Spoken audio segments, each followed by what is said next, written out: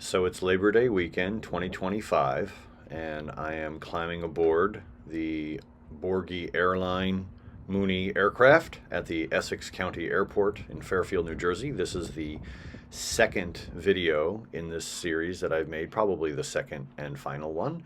Here's the Mooney aircraft service information.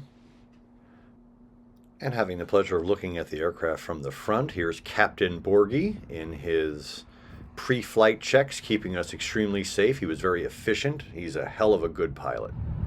Testing for water in the fuel. This is nice and clear and blue. As you can imagine, the wind was very strong. And we'll start her up. Just put a hand on that door so it doesn't start rattling around. Thank you. Clear prop. Eric and I were roommates at the College of New Jersey back when it was called Trenton State College. Oil pressure's up, battery's charging. Great.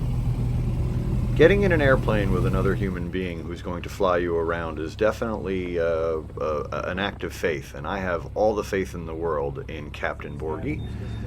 He was very professional, and he brings every bit of expertise to the air that he brings to his musicianship and his performances. He's got flying in his blood. I know that his dad is a pilot and has his own plane, and I'm just so darn proud that Eric owns his own plane. And here we are, 30 years in our friendship, about to go aloft together. Here we go.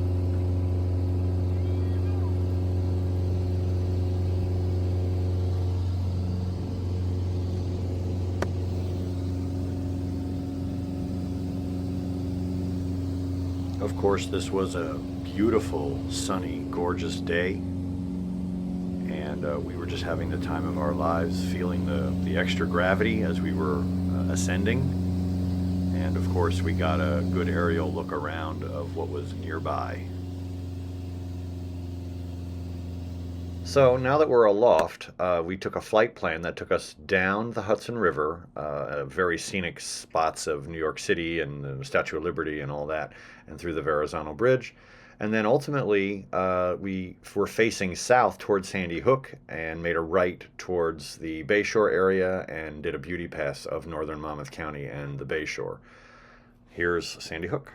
So for my whole life, I've always approached Sandy Hook by car and from the south.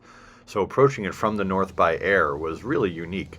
Right below there at the edge of the plane's hood there you can see Fort Hancock, and we're zooming in on Navesink Beach straight ahead in the Highlands, and way off in the distance you can see Rumson and other parts of the shore area. This is the beginning of the Jersey Shore proper. And over here now we're looking at Earl, the Naval Weapons Station, with this unique triple finger pier. Earl is a naval weapons depot that arms vessels of the United States Navy, so surface vessels, and I think they may do submarines as well, but I'm not sure about that. And the story about how Earl came to be at Monmouth County here at Sandy Hook is a very interesting story. It all goes back to the 1916 Black Tom explosion. If you see my other video on this flight, we flew over Black Tom Island, over by the Communipaw train station and the Statue of Liberty. That 1916 summertime explosion forced America to rethink what they were doing with their ammunition depots. And there were a few other sites, and then ultimately they built this site in the 40s to maintain armaments. And there are two sections. There's one in central Monmouth County, and then there's this section that actually works with the actual seagoing vessels. So, yeah. And here's what you paid for. A ride down the Bayshore. So we are traveling from east to west, and we are coming up on Keansburg. You can see off in the distance there at the top of the screen, you can see the wharf that goes out there, the little fisherman's pier. So we're looking at Keansburg and the athletic fields. And coming up also, that'll be Highway 36, and then there's the rail trail is there, the Henry Hudson Trail, zooming in on all that. We're coming back, and so you see the Keansburg Wharf on the right, and on the left is a little bit of land that sticks out from the back of the IFF property. Where my finger just left is the IFF back lot that is now a big solar farm. And then the promontory, there it is there, I was zooming in on it there. And then, of course, the promontory you're seeing there is Union Beach. With the replenishment project on the right, you can clearly see like the extra beach that they put in there. And then again, following the shoreline there, you can see the creek that comes in. That's the Chingarora Creek that basically begins Keyport. And then so you can see where all the boats are in the water. That's the Keyport Yacht Club. You can see the water tower there. That's walking distance from our home here in town. And then this is our neighborhood. You see that dock out there is the Keyport Yacht Club dock. And some of the other landmarks here, you'll see Olson Boats and Terry Park and ultimately the ball fields there. And yeah, this is our street. Now, without getting too personal, here is the actual zoom in. Our house is located in this area here. There again is the Keyport Yacht Club dock.